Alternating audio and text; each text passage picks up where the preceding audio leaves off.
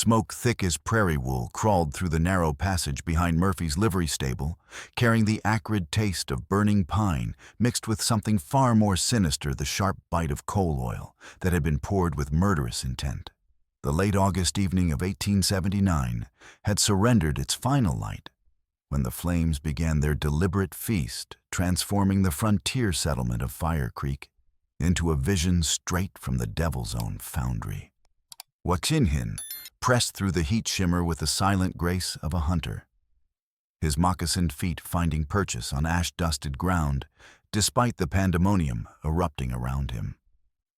At 34, the Lakota warrior bore the lean strength of someone who had survived by trusting his instincts above all else, a puckered scar along his ribs, marking where a cavalry saber had kissed too close during the brutal fighting at the Little Bighorn 3 summers past. His black hair hung in traditional braids adorned with hawk feathers, while his buckskin shirt and woolen trousers marked him as a man caught between worlds, Indian enough to face constant suspicion, civilized enough to carry government papers granting him limited tolerance in white settlements. The sound that froze him wasn't the roar of hungry flames or the distant shouts of panicked townspeople. It was a desperate gasp, barely human, emerging from beneath a soot-blackened grain sack that someone had pulled over their head for protection against the choking smoke. "I can't breathe," came the whispered plea torn from lungs that fought for each precious breath.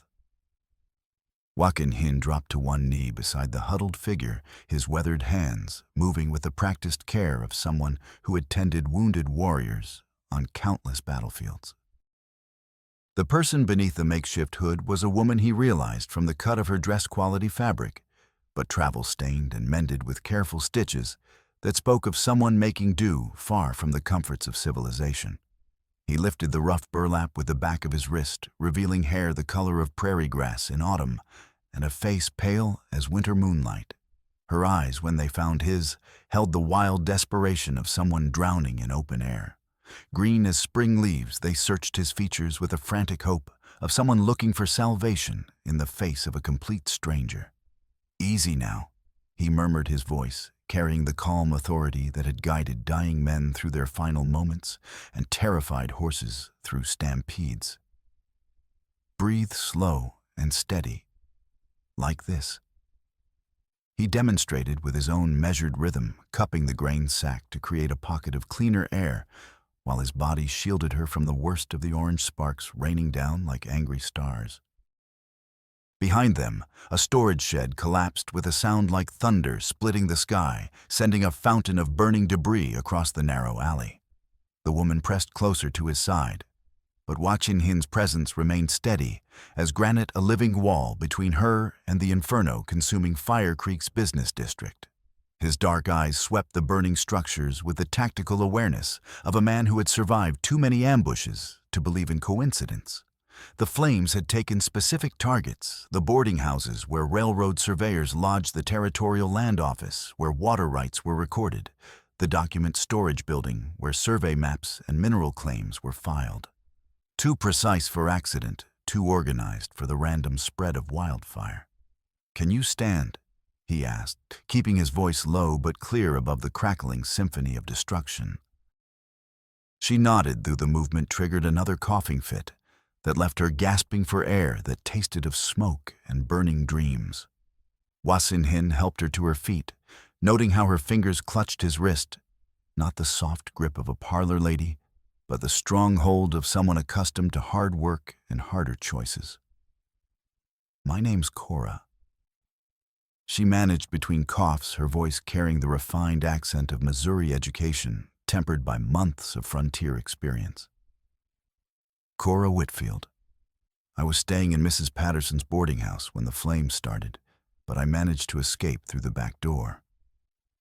Her free hand pressed against her bodice where something crinkled beneath the fabric like autumn leaves.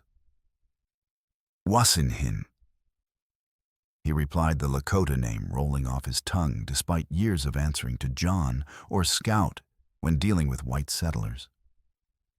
Something about her direct gaze invited honesty rather than the careful deference he usually employed for survival in hostile territory. Rifle reports cracked from the main street sharp as breaking bones in the night air. But these weren't random shots fired in panic. They came in measured volleys designed to drive people back from the flames rather than fight them. Wasinhin's jaw tightened as he recognized the tactical pattern. Someone was using armed force to control who could approach the burning buildings, and that someone carried the authority of a badge. "We need to move," he said, guiding Cora toward the mouth of the alley, where shadows offered better concealment from whatever forces were orchestrating this destruction. They picked their way through fallen timbers and scattered debris, her hand still gripping his arm, while he kept his other hand free for the bone-handled skinning knife at his belt. The intricate beadwork on his shirt cuffs caught the firelight as they navigated around a collapsed beam, each step measured despite the urgency clawing at his chest like a living thing. The main thoroughfare of Fire Creek stretched before them in organized chaos. Townspeople ran with water buckets that seemed pathetically inadequate against the towering inferno, while others stood in clusters pointing and shouting at the destruction consuming their community's heart. But it was the line of armed men that drew Wasinhin's attention like iron filings to a Magnet 4 rifles positioned to keep civilians away from the north side of the conflagration where the flames burned hottest and most thoroughly. Sheriff Kingsley Mott stood among them like a general surveying a successful campaign, his silver star catching the firelight, while his carefully waxed mustache remained perfectly groomed despite the heat and chaos. Crowfoot Mott, they called him in the gambling halls, though none would dare use the nickname within earshot of the man himself. His rifle rested with deceptive casualness across his forearms, but his pale eyes tracked every movement in the crowd with predatory intensity. "Stay back," Mott bellowed to a group of merchants attempting to organize a bucket brigade. "Buildings too far gone, let her burn clean before the fire spreads to other structures." The wrongness of it struck Wasinhin immediately. Good men fought fires until the last ember died. They didn't stand guard against rescue attempts. As they moved closer, keeping to the shadows, he noticed something that made his blood run cold. On the ground near Sheriff Mott's boots lay a small brass object, an identification tag of some kind, half hidden in the ash and debris. Moving with the fluid stealth of a hunting cat, Wasinhin scooped up the tag without breaking stride. The stamped letters were clear despite the soot. BFM 3. His mind filed the information for later consideration, while his eyes continued cataloging threats and opportunities in the chaos around them. Two rough-looking strangers flanked the sheriff drifters by their appearance, with the hard faces and ready weapons of men who made their living selling violence to the highest bidder. The taller one bore a distinctive scar across his knuckles that looked like an old hatchet wound, while his companion kept his hand near his pistol grip, with the twitchy alertness of someone who expected trouble because he usually caused it. Cora stiffened beside Wasinhin, her breathing becoming more labored despite the marginally cleaner air. "That's wrong," she whispered, her voice gaining strength despite its hoarseness. "Those buildings there are survey records stored there, territorial land claims, water rights documentation that took months to compile. They can't just abandon them to the flames. Unless someone wants them to burn." Wasinhin replied grimly, his warrior's instincts reading the tactical situation with growing certainty. As if summoned by his words, the scarred stranger caught sight of them and nudged his companion with practiced ease. Both men started in their direction, with the purposeful stride of wolves who had spotted wounded prey isolated from the safety of the pack. Their hands moved to their weapons with the fluid motion of professionals who had drawn guns in anger many times before. "Time to go," he said. But Cora was already fumbling inside her dress with desperate urgency. "Wait," she breathed, producing a scorched envelope from some hidden pocket sewn into her clothing. "I grabbed this from the territorial filing office before the flames could reach it. Someone tried to burn it, but they didn't complete the job. Wasinhin's eyes narrowed as he glimpsed the partially visible contents survey maps, marked with official territorial seals, water rights documentation, bearing fresh ink, the kind of paperwork that men killed for, in a territory where water meant life itself. But there was something else tucked between the pages that made his pulse quicken. Another brass tag similar to the one he'd retrieved from near Mott's feet, but this one bore the inscription SL Mining Co.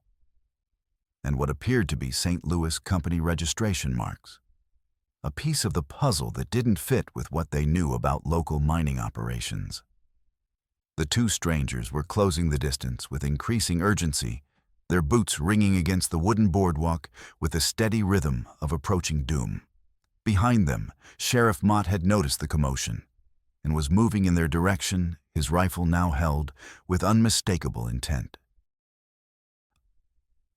"Ma'am," Wasinhin said quietly, his hand moving instinctively to the worn leather grip of his knife. "I believe we're about to discover exactly how much blood that paper is worth spilling." The first gunshot rang out before either of them could take another step, the bullet splintering the wooden post beside Wasinhin's head and announcing that their quiet conversation had attracted lethal attention. The scarred gunman's companion had drawn first his Colt revolver, bucking in his hand, as he aimed for center mass through the smoke and confusion of the burning night. Wasinhin's response was immediate and decisive.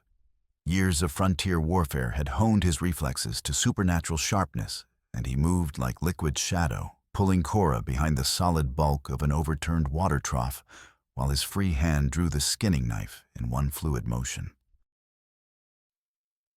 "Stay down and stay quiet," he whispered urgently, his eyes scanning the immediate area for tactical advantages that might keep them breathing long enough to escape Fire Creek's increasingly deadly embrace. The scarred man his companion had called him Hatchet Harry, during their approach, reloaded his weapon with professional competence, while calling instructions to the riflemen covering their flank. "Pin them behind the trough while I work around to get a clear shot. Sheriff wants them taken alive if possible, but dead will suffice if they prove too troublesome." Wood splinters exploded from their makeshift cover as rifle bullets chewed into the oak planks with methodical precision. The shooters were good, experienced professionals who understood the patience required for precision marksmanship in chaotic conditions. But they were also predictable, following standard tactical doctrine that Wasinhin could anticipate and counter with the right timing and absolute commitment to action. The brass tag he'd retrieved burned like a coal in his palm as understanding began to crystallize. BFM 3. Blackwater Falls Mine, most likely. Someone at the mining operation was paying for this systematic destruction, and that someone had enough influence to corrupt local law enforcement while maintaining operational security that reached beyond the immediate area. But the second tag raised more disturbing questions. St. Louis connections meant this conspiracy reached far beyond territorial boundaries, involving money and power that could stretch back to political circles in established eastern cities. The scope was larger than simple local corruption, and this was organized crime operating on a scale that demanded federal intervention. "When I move, follow immediately," he told Cora, noting how her fingers still clutched the rescue documents despite the bullets ripping through the air around their position. "We're going to run for Murphy's stable. The smoke and flames will mask our movement, but only if we move fast and stay low." She nodded, understanding her green eyes, reflecting the firelight with a determination that spoke well of her character under extreme stress. Many Eastern women would have collapsed into hysterics by now, but Cora Whitfield was proving herself made of sterner stuff than conventional expectations might suggest. The break came when Harry attempted to flank their position from the left side of the thoroughfare, exposing himself to a counterattack that Wasinhin executed with the fluid precision of a hunting wolf. The knife left his hand in a silver arc, that ended with Harry crying out in pain and clutching a bleeding forearm while his shotgun clattered across the wooden boardwalk beyond immediate reach. "Now!" Wassenhin barked, and they ran through hell itself. Fire Creek's main street had become a corridor of destruction, where burning debris fell like rain. And the air itself seemed to burn in their lungs with each desperate breath. They ran bent low, using the smoke and chaos for concealment, while bullets whined overhead from multiple directions, Sheriff Mott's men having taken positions to cut off their escape routes with professional thoroughness. Behind Murphy's stable blessed darkness offered temporary sanctuary from the searching light of flames and hostile eyes. But the respite was brief voices, and boot steps were already spreading through the back alleys as their pursuers organized a systematic search of every possible hiding place within rifle range of the main street. "This way," Wassenhin said, leading Cora toward the creek that ran behind the commercial district. His knowledge of Fire Creek's geography was proving invaluable. With the result of 3 months spent guiding freight caravans and learning every trail wash and hidden path within 20 miles of the settlement. They splashed across Willow Creek in darkness, punctuated by distant gunfire and the orange glow of systematic destruction consuming the heart of the frontier community. The icy water soaked through their boots and sent shockwaves up their legs, but it also provided the cleansing they needed to wash away the stench of smoke and fear that might betray their location to tracking dogs or experienced hunters. On the far bank, Wassenhin paused to study the brass tags more carefully by starlight. The BFM identification was straightforward enough. Blackwater Falls Mine operated the largest extraction facility within 50 miles of Fire Creek. Their operations employing nearly 200 men and controlling water rights that stretched across 3 separate valleys. But the St. Louis connection represented something more ominous.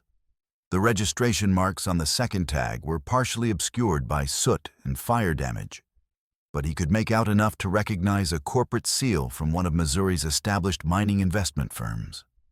Someone with significant Eastern money was involved in whatever conspiracy had led to tonight's violence and systematic destruction. "Where did you find this?" he asked, showing Cora the St. Louis tag. It was tucked inside the survey documents. She replied, studying the brass marker with obvious recognition dawning in her green eyes. "But that's impossible.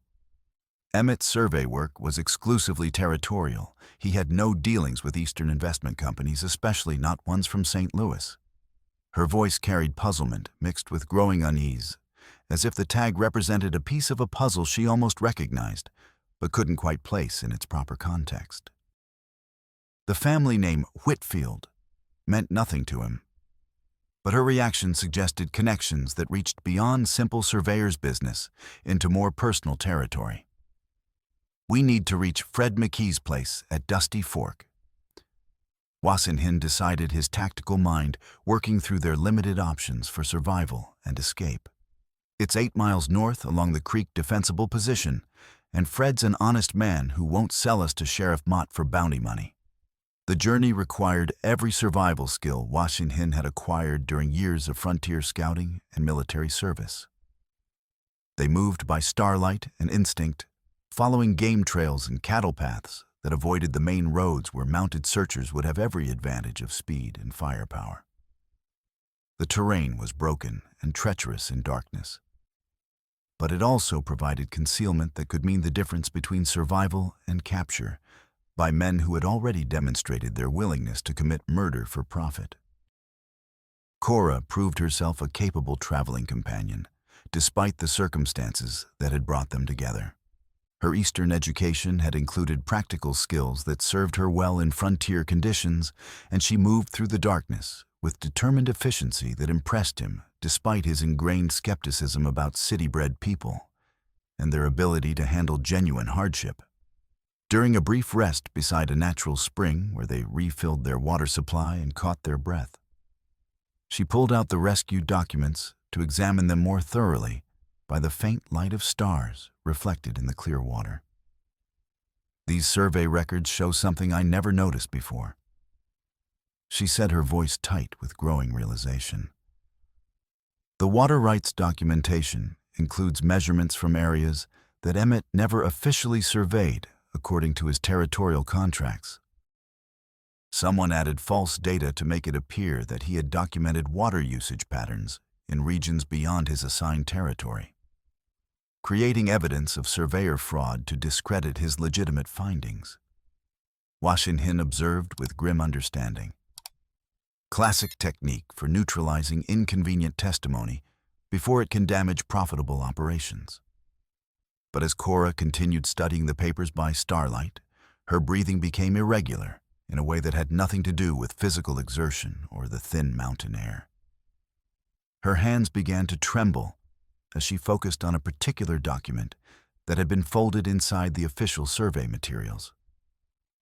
This letter, she whispered, her voice barely audible above the gentle sound of water flowing over stones. I recognized the handwriting. I wrote it myself 15 years ago. She unfolded the yellowed paper with trembling fingers, revealing ink that had faded but remained legible despite the years and rough handling. The letter bore a Louis postmark and was addressed to someone named Kingsley Milagros. But it was signed in Cora's careful script with a name that made Washington's blood run cold. Your loving sister, Cora Milagros. Milagros was my family name before I married Emmett. Cora explained, her voice hollow, with a terrible understanding that was spreading through her consciousness like poison. This letter was meant for my father's younger brother, who disappeared from St. Louis after a bitter dispute over family finances. Uncle Kingsley, who vanished rather than face embezzlement charges. The pieces of the conspiracy were falling into place with sickening clarity.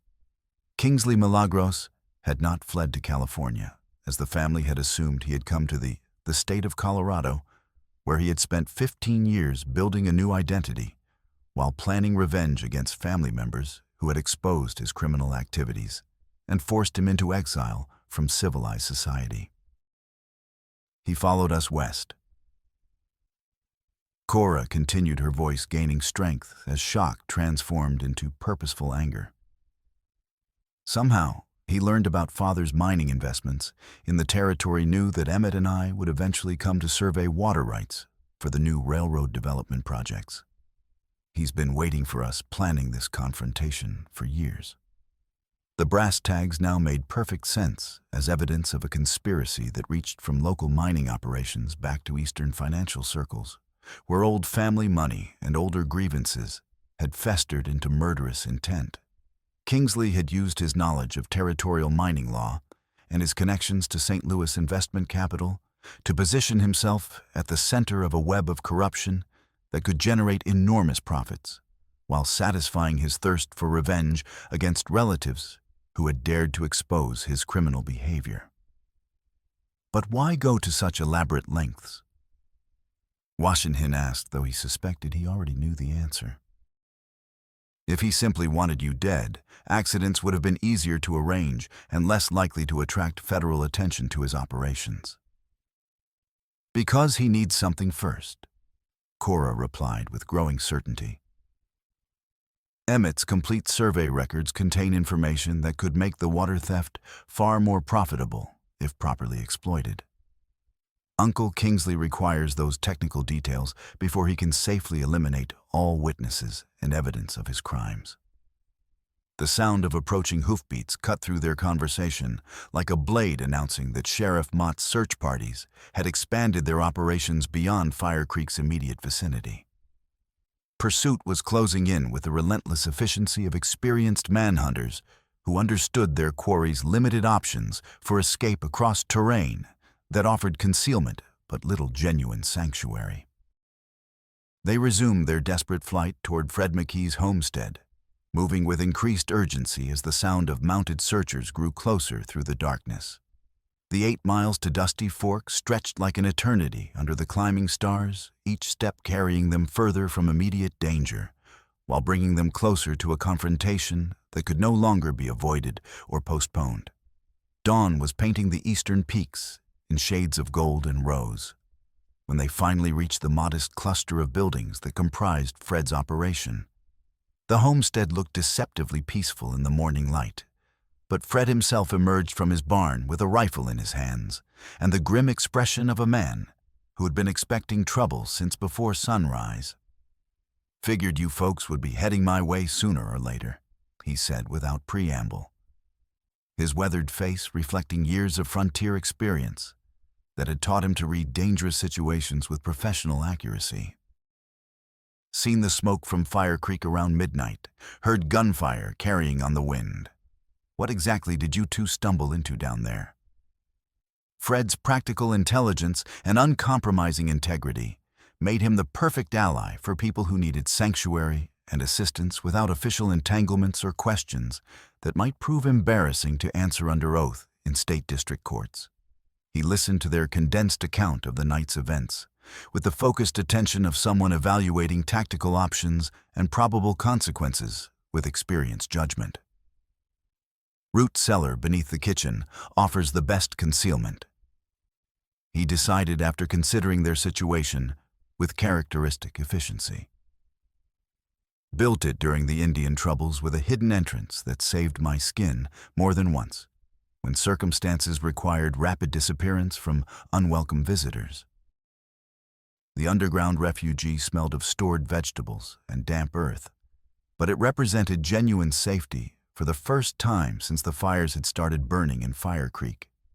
As they settled into the cramped space with blankets and provisions Fred provided, Cora finally had an opportunity to examine all the rescued documents thoroughly and systematically. "Look at these marginal notations," she said, pointing to entries written in different ink from the main survey data. Emmett recorded conversations with mine officials, meetings with territorial representatives, even the names of farmers who had complained about their wells going dry after mining operations expanded in their watersheds. But it was a small leather-bound notebook hidden beneath the official papers that provided the most damaging evidence against the conspiracy. Emmett's personal field journal contained observations and suspicions that he couldn't include in official reports, private documentation of systematic water theft corruption in territorial government, and growing certainty that someone with inside knowledge wanted him silenced permanently. The final entries are dated the morning before he disappeared. Cora whispered, her voice catching with emotion as she read her husband's careful handwriting. "He wrote that if anything happened to him, I should find someone trustworthy and get these documents to Judge Yale in Prairie Rose, no matter what personal cost might be involved." Above them, the sound of approaching riders announced that their brief respite was ending with the arrival of Sheriff Mott and his expanding search operation. Through the floorboards, they could hear Fred's voice greeting the corrupt lawman with careful neutrality. Neither welcoming nor hostile, just the cautious politeness of a frontier farmer dealing with official authority that might prove either protective or predatory, depending on circumstances beyond his control.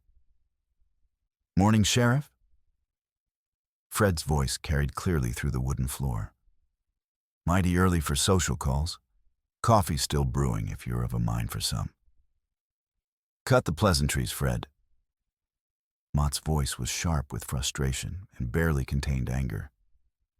"We're hunting dangerous fugitives, a hostile Indian, and a woman accused of arson and theft of territorial property. You seen anyone matching those descriptions in the past few hours?"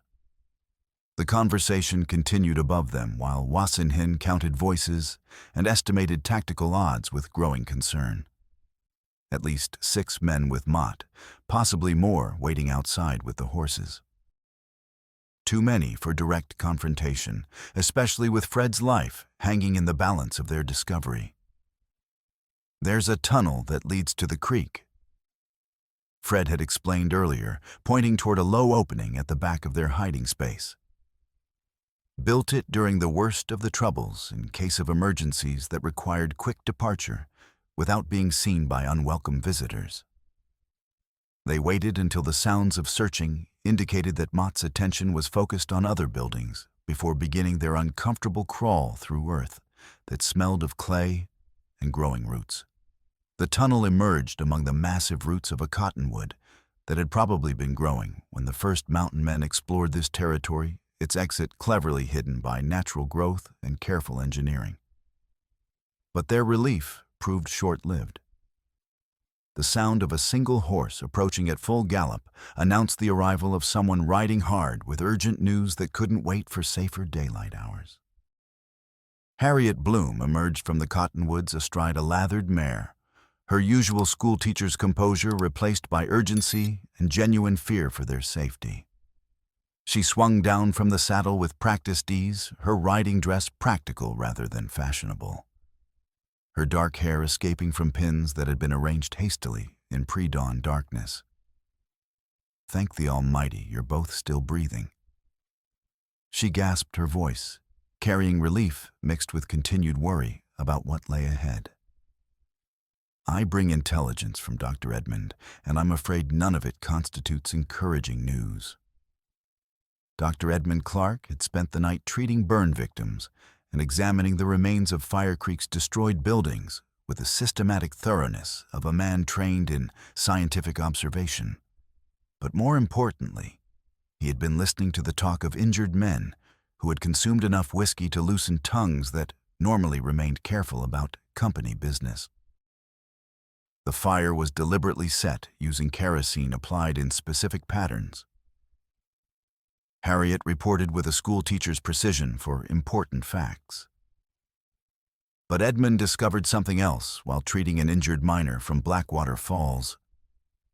The man had broken his hand working the new excavation and was talking quite freely about company operations after significant quantities of medicinal alcohol. She paused to organize her thoughts with methodical care, but her expression carried the gravity of someone delivering information that could change everything they thought they knew about their desperate situation. According to this intoxicated miner, they've been holding a prisoner in the abandoned overflow tunnel system for nearly 2 weeks. She continued with growing urgency. A surveyor who discovered too much about illegal water diversion and refused to cooperate with company demands for silence and complicity. Cora's face went white as fresh snow, her hand instinctively reaching for Watson-Hin's arm as the implications crashed over her like icy water from a mountain stream. "Emmett," she whispered with dawning horror and desperate hope. "They're holding Emmett prisoner." "The description matches what you've told me about your husband," Harriet confirmed gently but directly. "Tall gentleman, brown hair, walks with a slight limp from an old surveying injury. They've been forcing him to explain his technical calculations while they decide what to do with him permanently." The revelation transformed their understanding of the entire situation with brutal clarity. Emmett wasn't dead, but he was trapped underground under the complete control of men who had already demonstrated their willingness to commit arson and attempted murder. The documents Cora carried weren't just evidence of corruption. They represented a death warrant for her husband if the wrong people realized their continued existence. But there's additional intelligence that changes our tactical position even more fundamentally, Harriet said, her voice dropping to barely above a whisper. "The mine foreman who's been interrogating your husband isn't some anonymous company supervisor. According to what Dr. Edmund overheard, his name is Kingsley, and he's been operating under false credentials for several years." Harriet's description of the man matched Cora's family memories with terrifying precision. Tall, expensively dressed with authority that came from education and social position, rather than simple physical intimidation. The scar across his chin that resembled a chessboard pattern was a distinctive mark Cora remembered from childhood family gatherings before bitter disputes over money and trust had torn their family apart. 3 years he's been in the territory. Harriet continued, working his way up from territorial claims agent to mine supervisor through competence and carefully cultivated political connections. But according to the drunk miner, he's been planning something specific for months, waiting for the right combination of circumstances and targets. Cora staggered, as if struck by physical force, her breathing becoming irregular as 15 years of family history rearranged itself into a pattern of calculated revenge and patient malice. "He knew we were coming," she said with growing certainty. Somehow he learned about Father's territorial investments, knew that Emmett and I would eventually arrive to survey water rights for railroad development. He's been positioning himself to control our fate from the moment we set foot in the state of Colorado. The sound of Sheriff Mott's men searching Fred's property with increasing thoroughness forced them to make decisions with minimal time for careful consideration. They needed to act decisively before the corrupt lawman discovered evidence of their presence and arrested Fred for harboring fugitives from territorial justice. "We can't continue running indefinitely." Cora said, her voice gaining resolution as shock transformed into purposeful determination. "If Uncle Kingsley is holding Emmett prisoner, then fleeing to Prairie Rose won't save my husband's life. By the time we convince Judge Yale to organize federal intervention, Emmett will be dead, and all evidence will have been systematically destroyed." "What are you proposing?" Watchin-Hin asked, though his tactical mind was already working through the dangerous implications of what he suspected she was considering. "We go directly to the mine," Cora replied with the hard certainty of someone who had discovered bedrock principles beneath shifting circumstances. "We retrieve Emmett and whatever additional evidence he's been concealing from them. Then we expose the entire conspiracy with proof that cannot be denied or explained away." The plan was essentially suicidal by any rational assessment of tactical odds. Blackwater Falls Mine sat on company property surrounded by armed guards and workers who depended on company payroll for their survival. Walking into that situation would be equivalent to surrendering themselves to enemies who had already demonstrated murderous intent without scruple or hesitation. But it was also the last place their enemies would expect them to attempt infiltration. Kingsley and his associates believed they were running in terror, trying to put as much distance as possible between themselves and superior forces arrayed against them. They wouldn't be prepared for a direct assault on their stronghold by desperate people with nothing left to lose. "There might be a feasible approach," Harriet said slowly, her practical educator's mind weighing options with the same careful consideration she applied to complex lesson planning. "The mine operates continuously with 3 shifts, and there's constant movement of workers and supply wagons along the main access road. If you could blend in with a shift change. I'm familiar with the mine layout from guiding supply convoys there last spring," Watchin-Hin admitted reluctantly. "But infiltrating the facility represents only half the tactical problem. Extracting prisoners and escaping alive would require luck we haven't experienced recently." The sound of searchers was growing steadily closer, their voices carrying through the morning air as they worked systematically through the river breaks with professional thoroughness. Decision time was running out with each passing minute, and delay would only make their already desperate situation completely hopeless. "Fred faces serious danger as long as we remain in this area," Cora pointed out with ruthless logic. "If we're going to take decisive action, it must be now before they discover evidence of our presence and arrest him for providing assistance to fugitives." Her green eyes held the same determined gleam that had carried her through smoke and flames and 20 miles of hostile territory. She wasn't asking to be escorted to safety anymore. She was asking for partnership in walking into mortal danger, armed with nothing more substantial than love, determination, and desperate courage.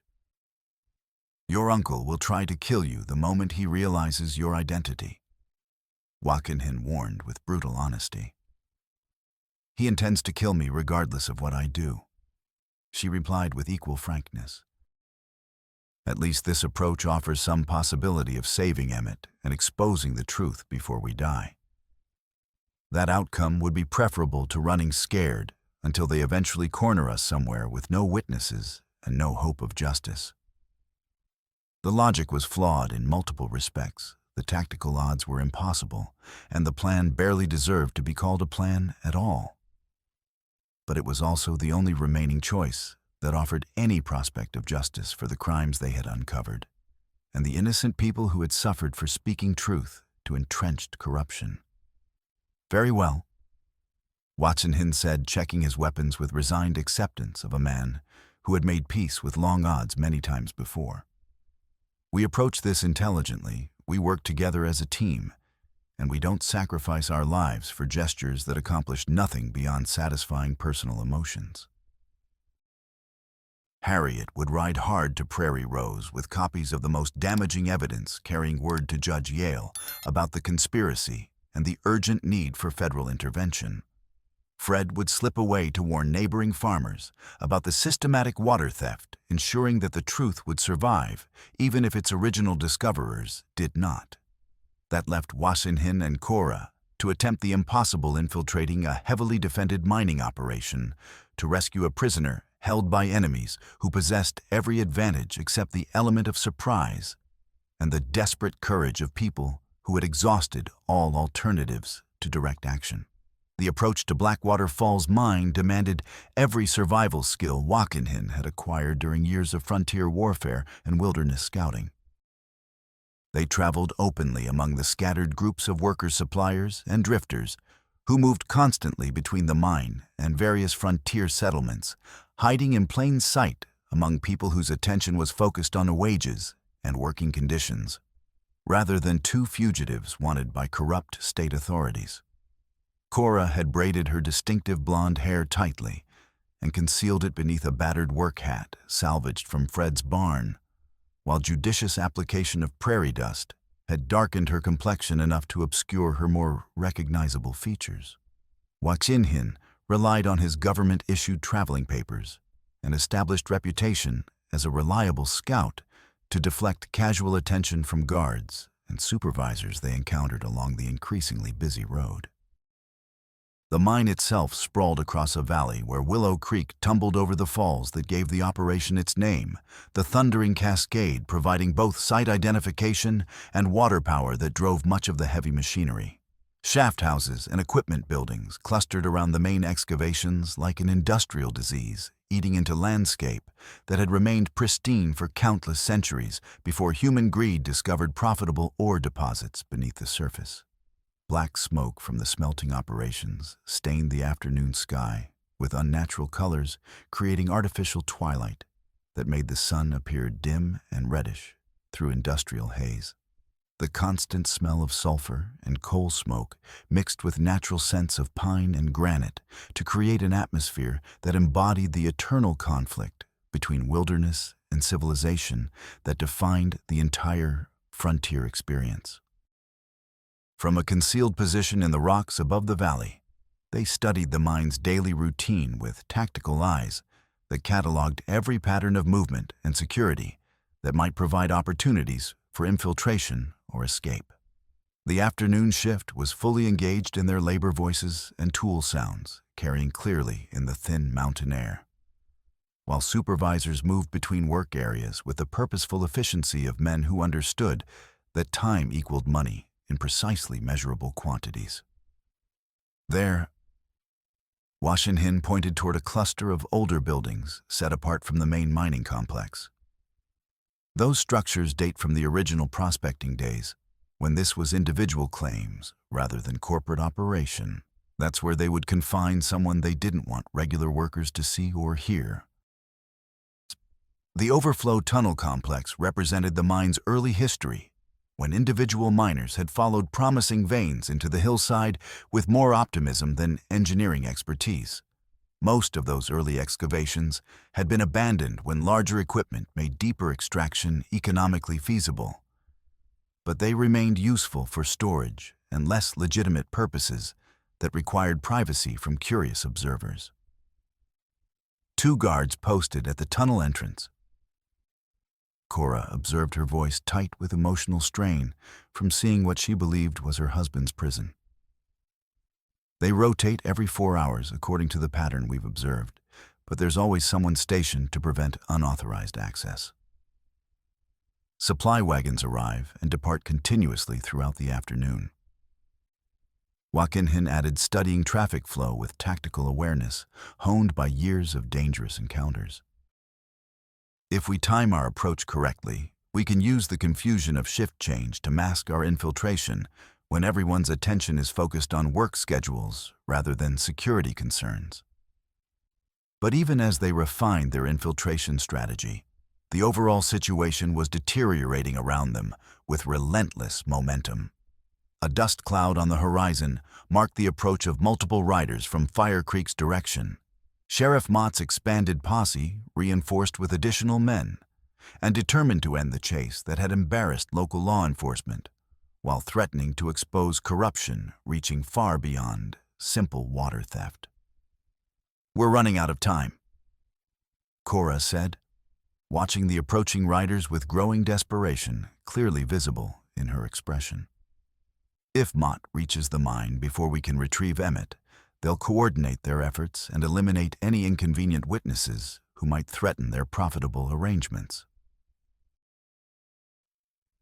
The descent into the valley required every bit of stealth and fieldcraft Wasinhin had mastered during his years as both scout and warrior. They moved from rock to rock with painstaking care, using available natural cover, while the mine's daily activities provided additional concealment through noise and visual distraction created by legitimate business operations. A heavily loaded supply wagon rumbled past their hiding place, its driver cursing road conditions while his cargo of timber supports and mining equipment rattled with each violent jolt. The teamster was completely focused on his difficult job, rather than scanning for potential infiltrators, which made him perfect cover for their final approach to the tunnel complex, where Emmett was being held prisoner. "Now," Wasinin whispered, and they slipped from rocky concealment to fall in behind the wagon, using its bulk and the dust cloud it raised to mask their movement toward the buildings that represented either salvation or death for all 3 members of their small family. The tunnel entrance was carved into the hillside like a wound in living rock, its supporting timbers dark with age and moisture seeping from the mountain's depths. The guards stood at their posts with rifles held in deceptive readiness, their attention focused on the approaching dust cloud of Sheriff Mott's reinforcements, rather than shadows where 2 desperate people prepared to attempt the impossible. Watinhin assessed the tactical situation with professional efficiency honed by years of dangerous encounters. 2 guards alert but distracted by obvious external threats rather than subtle infiltration happening under their noses. 1 entrance with no immediately visible alternate exits, meaning that once they entered the tunnel system, their only escape route led back past these same guards, or whatever additional security waited in the underground passages. The odds remained terrible, but they represented the only chance available to people who had exhausted all alternatives except surrender and certain death. The first guard never sensed approaching death. Wasinhin moved like smoke, given deadly form crossing open ground, in a rush that ended with his hand covering the man's mouth, while his knife pressed against the guard's throat with just enough pressure to ensure cooperation without causing permanent injury. The second guard managed to begin turning before the rifle stock connected with the base of his skull, dropping him unconscious to rocky ground with minimal sound. Both men remained alive, but effectively neutralized, bound with their own equipment and dragged into the tunnel mouth where they wouldn't be immediately visible to casual observation. "Inside, quickly," Wasinhin ordered, already moving toward the passage that descended into darkness, smelling of damp earth, human desperation, and something else, the metallic scent of fear that accumulated in confined spaces where violence was routine rather than exceptional. The tunnel sloped downward through living rock, reinforced with timber supports that groaned softly under immense weight pressing down from above. Their footsteps echoed despite attempts at stealth sound, seeming to announce their presence to anyone listening in the depths ahead. But it was voices that guided them deeper into the maze of abandoned workings, not casual conversation of miners conducting routine labor, but harsh, demanding tones of interrogation punctuated by responses that spoke of pain exhaustion and stubborn refusal to cooperate with criminal demands. Explain the meaning of these survey markers at grid reference 47. A cultured voice demanded with authority born of education and social position. What do these symbols represent, and where are the corresponding measurements recorded in your official documentation? I've already explained that multiple times came the weary reply, weak, but retaining traces of educated dignity despite obvious suffering. They represent standard boundary markers employed by all territorial surveyors. There's nothing unusual or secretive about the methodology involved. Emmett Whitfield's voice hoarse from days of captivity, but still refusing to provide cooperation his captors demanded, despite whatever persuasion techniques they had been employing. Cora's hand tightened on Wakinhin's arm, her breathing becoming irregular, as she heard concrete proof of her husband's survival, mixed with clear evidence of his ongoing torment. They crept closer to the source of voices, using the tunnel's irregular walls and supporting framework for concealment, while the interrogation continued with increasing frustration evident on both sides of the exchange. Around a bend in the passage, lamplight flickered against rough stone walls, casting dancing shadows that revealed the outline of a larger chamber where the questioning was taking place. Your survey documentation shows water flow measurements that contradict our company's official records. Another voice interjected, this one carrying the crisp accent of expensive education and social authority. Either you made significant computational errors during your fieldwork, or you're deliberately falsifying data to support some personal agenda that conflicts with legitimate business interests. Perhaps your company has been lying about water usage for so long that you've forgotten what honest measurements actually look like. Emmett replied with defiant dignity, his courage earning him what sounded like a vicious, backhanded blow that echoed off tunnel walls with sickening clarity. Wakinhin eased around the corner, far enough to assess the tactical situation in the chamber beyond their position. 3 men stood around a figure chained to a vertical support post, Emmett Whitfield considerably thinner than his wife's descriptions would have suggested, but unmistakably alive and conscious, despite obvious signs of rough treatment and inadequate nutrition. His captors included 2 miners with hard faces of men who would perform any task that paid adequately regardless of moral implications. But it was the 3rd man who commanded immediate attention and clearly held authority over the others, a tall figure in expensive clothing, whose bearing spoke of command earned through intelligence rather than simple physical intimidation. The family resemblance was unmistakable once Wakinhin knew what to look for. Kingsley Milagros possessed the same strong jawline and intelligent eyes as his niece.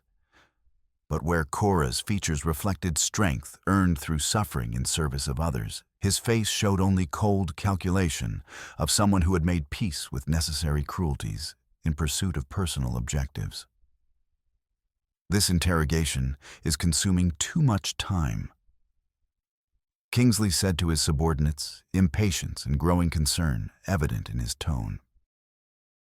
Mott's people are approaching our operational area, and we cannot afford to have federal authorities discover what we're conducting here. What do you want us to do with the prisoner? One of the miners asked, gesturing toward the chained figure with casual indifference to human suffering. What we should have accomplished 2 weeks ago. Kingsley replied, drawing a nickel-plated revolver from his coat with smooth motion that suggested considerable familiarity with firearms. Some problems can only be resolved through absolute finality. Before Kingsley could raise the weapon toward Emmett's head with lethal intent, Cora stepped into the lamplight with her hands visible, but definitely not empty. The precious documents held like a shield against her uncle's murderous intentions. "Hello, Uncle Kingsley," she said, her voice carrying 15 years of family pain, mixed with steel she had developed during weeks of frontier hardship and life-threatening danger. "I believe you've been searching for these particular documents." The family resemblance became startlingly obvious in the flickering lamplight. The same determined chin, the same penetrating intelligence, the same stubborn refusal to accept defeat that could serve either justice or evil, depending on moral choices made by its possessor. But where Cora's face showed character forged through sacrifice for others, Kingsley's reflected only bitter satisfaction of someone whose long-term plans were finally approaching successful completion. "My dear niece," he said with false warmth, the revolver now pointed in her direction with unwavering steadiness. "How remarkably thoughtful of you to deliver yourself and those inconvenient documents directly into my hands. Though I must observe that your timing could hardly be worse from your own perspective on survival. I thought it was time for a family reunion."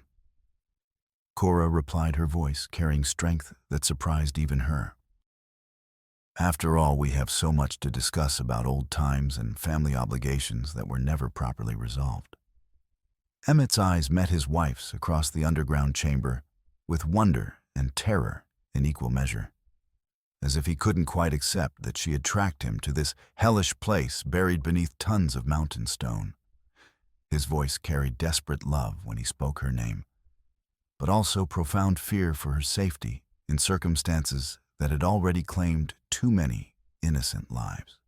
"Cora," he whispered the single word containing volumes of emotion and desperate questions about how she had found him and why she had taken such terrible risks to attempt rescue that seemed impossible under any rational assessment of tactical odds. "Yes, quite touching," Kingsley observed with cruel satisfaction as family connections became tactical advantages in his mind. "Though I confess your timing leaves considerable room for improvement from a social perspective. You see, my dear, I was just explaining to your husband that his usefulness to our operation has reached its natural conclusion.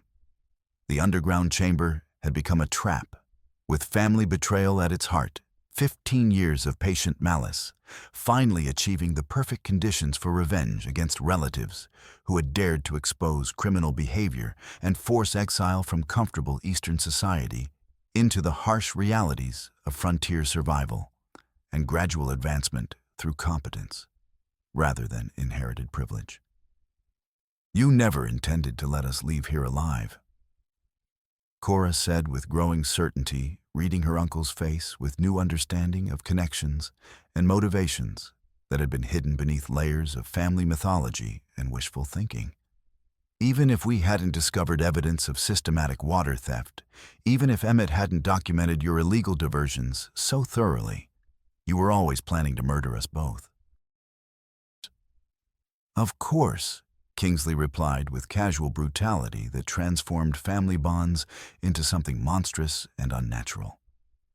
"Couldn't have inconvenient relatives interfering with business operations, especially not when railroad expansion is about to make these water rights worth millions rather than thousands. I couldn't risk having you stumble across the truth at some awkward moment when federal investigators might be paying unwelcome attention to territorial affairs.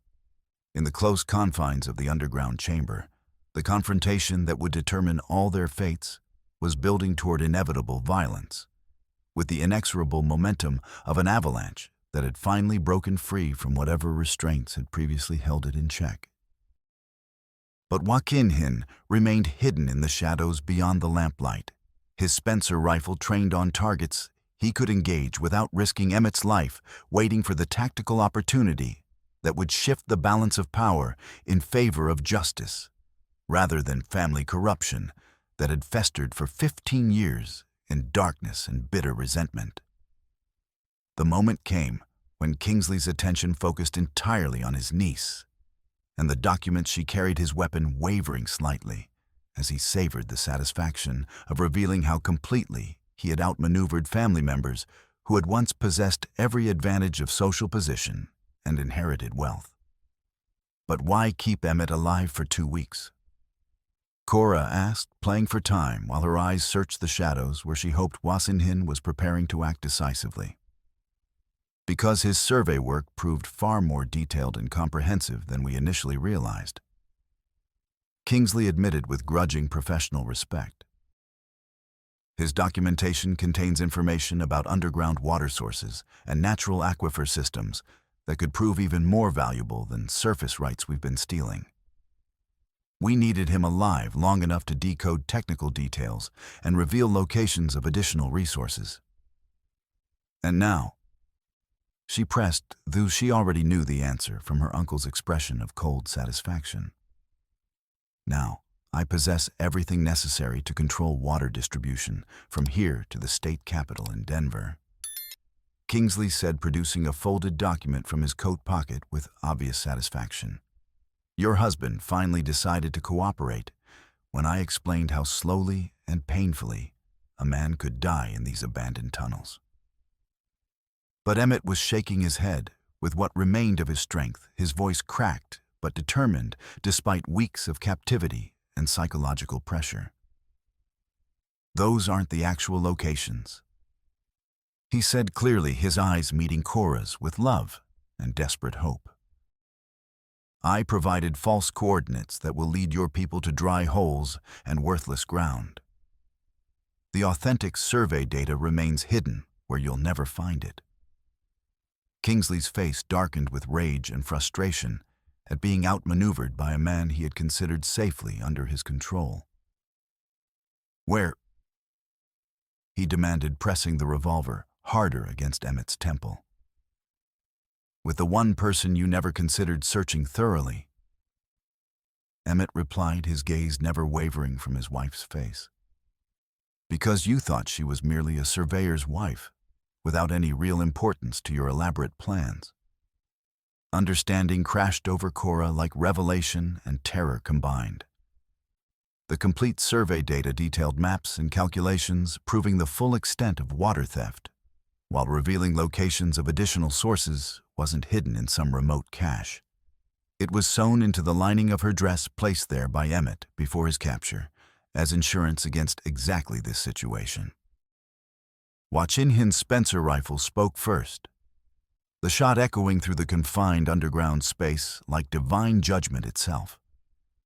The bullet shattered the nearest lamp in an explosion of glass and burning oil, plunging the chamber into darkness, punctuated only by muzzle flashes that painted stone walls in stroboscopic images of violence and deadly desperation.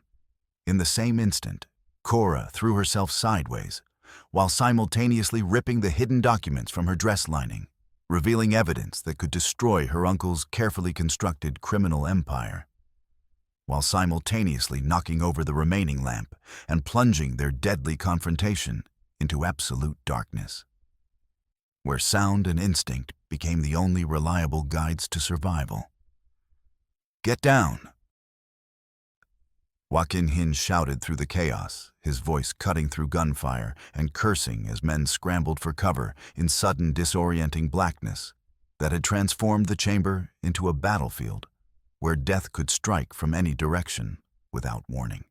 Return fire erupted immediately, bullets whining off solid rock walls and burying themselves in wooden support timbers with impacts that spoke of lethal power, barely contained by ancient pine and cedar. In the confined space of the underground chamber, each gunshot was magnified into physical assault that hammered at eardrums and shattered nerves with relentless intensity. Wasinhin moved through the darkness, with fluid precision earned through years of night fighting using sound and muzzle flash to track targets while protecting the people who had become more important to him than his own survival. His rifle worked with mechanical efficiency, placing shots by instinct and experience, while his mind calculated remaining ammunition and tactical odds that seemed to worsen with each passing second. A scream echoed through the chamber as one of Kingsley's miners took a bullet, his voice cutting off abruptly in a way that suggested either serious injury or immediate death.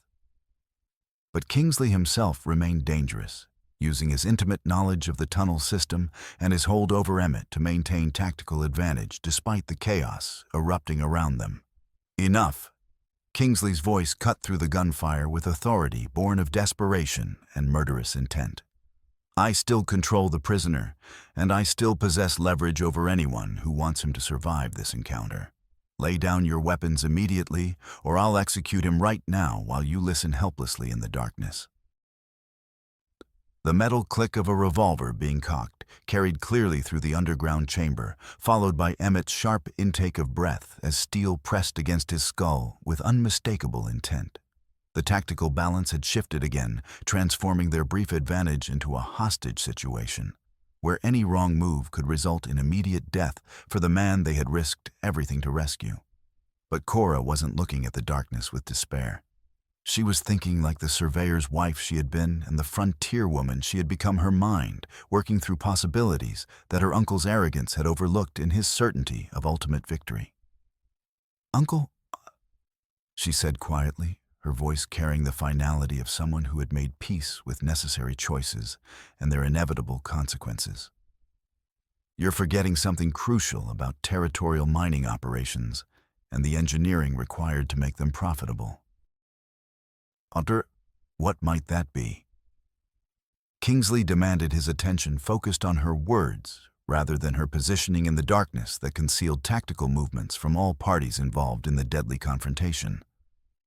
Emmett didn't just survey water sources. She replied her hand, finding a length of mining cable in the darkness, while her voice continued with steady confidence. He mapped structural vulnerabilities in abandoned tunnel systems that were excavated without proper engineering oversight during the early prospecting days. Understanding crashed over Washin like ice water as he realized what she was planning. The old tunnel system wasn't just a prison, it was a trap waiting to be sprung by anyone with knowledge of its structural weaknesses and the courage to use that knowledge decisively. "The support timber directly above your position is cracked." Cora continued, her voice gaining strength as she found the cable attachment point that controlled a series of bracing supports. Emmett's survey notes show that removing primary lateral support would cause controlled collapse of approximately 40 feet of tunnel roof, sealing this chamber while leaving the main passages intact. The fall was no accident. Emmett had marked the failing king posts and wedge blocks in his survey notes. By knocking free the compromised cross braces and slacking the haulage cable at the signal, they forced a localized cave-in, dropping the drift where the timbers were already split while sparing the main shaft. "You're bluffing," Kingsley snarled. But uncertainty had crept into his voice as he realized that his niece might possess technical knowledge that could turn his stronghold into his tomb. "Am I?" Cora asked and pulled the cable with all her strength. The sound began as a low groan from ancient timbers, finally surrendering to stresses they were never designed to bear, building to a crescendo of splitting wood and shifting stone that announced the beginning of a carefully controlled avalanche designed to bury criminal evidence along with the criminals who had created it. But Emmett's voice cut through the chaos with desperate urgency. "The chain," he shouted to anyone who could hear him above the sound of systematic destruction. "I'm still chained to the center post. I can't move." Washin was already in motion, crossing the collapsing chamber by feel and memory, while debris began raining down from above with increasing violence. His hands found the chain and lock in darkness, working by touch to free Emmett, while Cora fought her way toward them through falling rocks and splintering timber. Behind them, Kingsley's voice had risen to a scream of rage and terror as he realized that his carefully planned revenge was collapsing around him in the most literal sense possible. The sound of his gun firing was lost in the thunder of controlled destruction that his niece had triggered with the precise timing of an engineer who understood exactly how much pressure the structural supports could bear before surrendering to inevitable failure. "This way." Wasinhin shouted, guiding Emmett and Cora toward what he hoped was the main tunnel, while the chamber behind them filled with dust and debris, and the screams of men who had underestimated the quiet strength of people fighting for principles rather than profit. They ran through darkness, punctuated by the sounds of systematic collapse, their hands linked together as they felt their way along tunnel walls toward distant light that might represent either salvation or a different form of death, depending on who controlled the tunnel entrance when they finally reached it. Behind them, the sounds of destruction gradually faded into silence, broken only by their own labored breathing and the distant drip of water seeping through mountain stone that had been disturbed by forces it had not experienced since the geological upheavals that had originally carved these passages from living rock. They emerged from the tunnel into afternoon sunlight that seemed brilliant after the underground darkness, their eyes streaming tears from sudden exposure to natural illumination, while their lungs fought to process clean mountain air that carried the sweet taste of freedom earned through desperate courage and careful planning, executed under impossible circumstances. But their relief proved short-lived. The dust cloud of Sheriff Mott's reinforcements had reached the mine, and the corrupt lawman was deploying his men around the tunnel entrance with tactical precision that spoke of military training applied to criminal purposes rather than legitimate law enforcement. "Come out peacefully, and nobody else has to die." Mott's voice carried authority backed by superior numbers and firepower, but it also carried the hollow ring of promises that would not be kept once the immediate tactical situation was resolved in his favor. Federal U.S. Marshals were approaching from the opposite direction, and their presence announced by the disciplined sound of professional law enforcement rather than local corruption. Judge Yale himself had come to investigate reports of territorial conspiracy, bringing with him a detachment of U.S. Marshals who weren't subject to local payroll or regional political pressures. The balance of power was shifting with the inexorable certainty of natural law asserting itself over human corruption. But the transition would be written in gunpowder and blood. Before justice could establish its authority over systematic criminality that had reached into every level of territorial government. Federal U.S. Marshals. A commanding voice shouted from the valley rim. "Lay down your weapons immediately and surrender to lawful authority. This operation is under federal investigation for violations of state law and conspiracy against the United States government." Sheriff Mott's response was immediate and predictable rifle fire directed at federal positions while his men sought cover behind mining equipment and building foundations that offered protection from return fire coming from multiple directions. The corrupt lawman had chosen to fight rather than surrender gambling. That superior local knowledge and defensive positions would enable him to hold out until political influence could be brought to bear on his behalf. But the fight was brief and decisive. Federal U.S. Marshals possessed training discipline and moral authority that local corruption could not match, while Mott's men were essentially hired gunmen whose loyalty extended only as far as their paychecks and personal survival instincts. When the shooting finally stopped, Sheriff Mott sat in federal custody with his hands secured behind his head. His corrupt network collapsed completely around him, while territorial authority passed to honest men who served justice rather than personal profit or political convenience. Marshal William Hayes examined the documents that Cora and Emmett had preserved with careful attention. They deserved his experienced eyes, cataloging evidence that would reshape territorial politics for years to come and serve as foundation for federal indictments reaching into the highest levels of regional government. This will require extensive legal proceedings. He warned them with professional honesty that respected their intelligence and their sacrifices. Trials testimony probably months before all guilty parties face complete justice through proper legal channels rather than frontier violence. But they will face justice.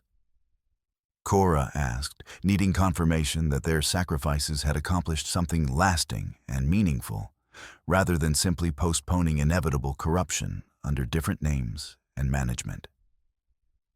Every last one of them.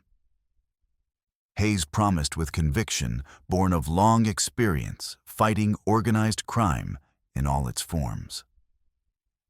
Your husband's professional work and your personal courage in preserving it have provided federal authorities with everything needed to clean house from top to bottom throughout the territorial administration.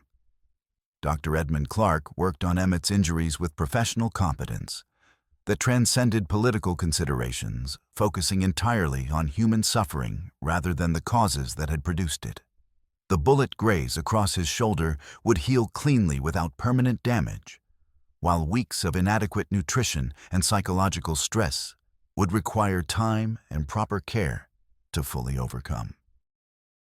But most importantly, Emmett had survived with his integrity intact, and his love for his wife strengthened rather than diminished by shared adversity that had tested both their marriage and their individual character under conditions that destroyed weaker relationships and less principled people.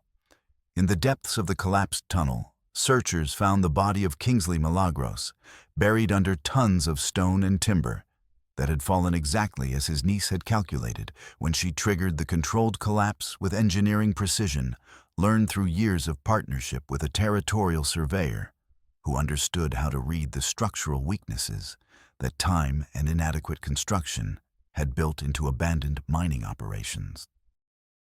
His 15-year quest for revenge against family members who had exposed his criminal behavior had ended in the darkness he had created through his own moral choices, his elaborate conspiracy buried along with the man who had conceived and directed it with such careful attention to detail and such complete disregard for human decency. 3 months later, autumn had transformed the state of Colorado into a masterpiece of gold and scarlet that made even the rebuilt sections of Fire Creek appear like illustrations from expensive Eastern magazines. The new state offices stood where corrupt predecessors had been destroyed by systematic arson, their fresh timber and gleaming windows serving as visible proof that honest governance could replace criminal conspiracy when decent people found courage to fight for principles rather than convenience. Judge Yale's comprehensive investigation had reached into every corner of territorial administration, resulting in federal indictments that stretched from local sheriff's offices to the state capitol in Denver itself. The evidence preserved by Emmett's meticulous documentation and Cora's desperate courage provided foundation for reforms that would prevent such systematic corruption from taking root again in any form. The water rights systematically stolen from small farmers were restored through federal court orders backed by U.S. Marshals who ensured compliance with lawful authority rather than local political pressure or economic intimidation. Fred McKee's well ran clear and full again, while his burned barn had been replaced with a larger structure built partly with federal compensation money and partly through voluntary labor of neighbors who understood the value of integrity in dangerous times. Fire Creek had learned to value truth over convenience, and the difference showed in everything from town meetings to casual conversations between neighbors who had rediscovered the meaning of genuine community cooperation based on mutual respect rather than shared complicity in systematic wrongdoing. Emmett had recovered completely from his injuries, accepting appointment as coordinator for territorial water rights documentation, a position that would allow him to ensure that the corruption he had exposed could never take root again in any form. His marriage to Cora had not only survived their ordeal, but had been strengthened by shared adversity into something deeper and more resilient than conventional social arrangements. Washin Hin had accepted permanent employment with the Territorial Survey Office, his knowledge of frontier conditions and proven personal integrity making him invaluable for mapping expeditions into areas where federal authority was still establishing itself against various forms of local resistance. More importantly, he had found acceptance into a community that valued his skills without requiring him to surrender his cultural identity or personal honor. The relationship that had developed between the three of them, defied easy categorization according to conventional social expectations, but it represented something genuine and lasting partnership, forged in crisis and tempered by mutual respect that transcended the racial and cultural barriers that usually prevented meaningful cooperation between different peoples on the frontier.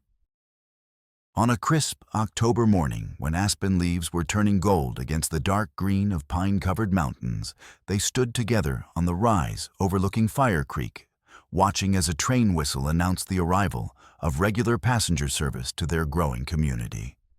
The railroad that had initially brought corruption and violence was now bringing legitimate commerce and connection to the wider world of territorial development and national progress. The difference wasn't in the technology itself, but in the quality of the people who controlled it and the purposes for which it was employed. Hard to believe it's only been 3 months.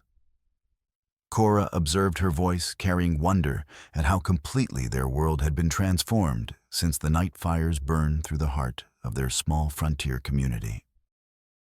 Some changes require years or decades to accomplish.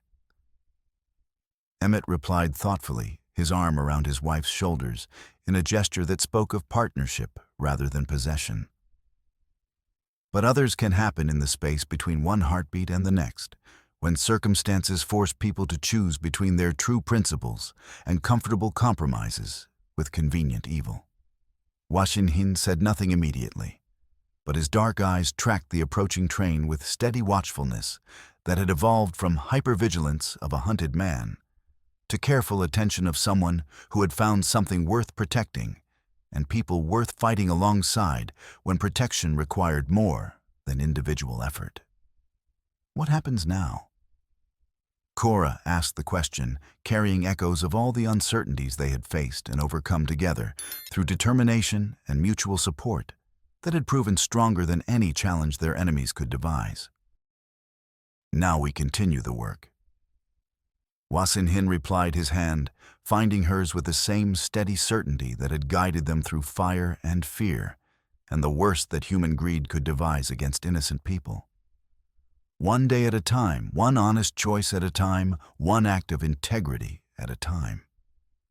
In the distance, the evening train's whistle sounded again as the westbound service prepared to continue its journey toward Denver and points beyond. It carried letters and official documents, reports, and legal precedents that would help other frontier communities recognize and resist the kinds of corruption that had nearly destroyed Fire Creek's future and the dreams of its honest citizens. The truth they had fought so desperately to preserve was spreading like ripples from a stone thrown into still water, carrying the promise of honest governance to settlements across the territory, where decent people were still struggling to build something lasting and worthwhile from the raw materials of wilderness and human hope. As darkness settled over the transformed community, new gas lamps, the lamplighter lights each evening, a small miracle of modern engineering that represented progress achieved through human determination and ingenuity rather than supernatural intervention. The same qualities that had seen them through their greatest trial would see them through whatever challenges lay ahead in a territory where the future was still being written by people brave enough to hold principles steady despite personal costs involved.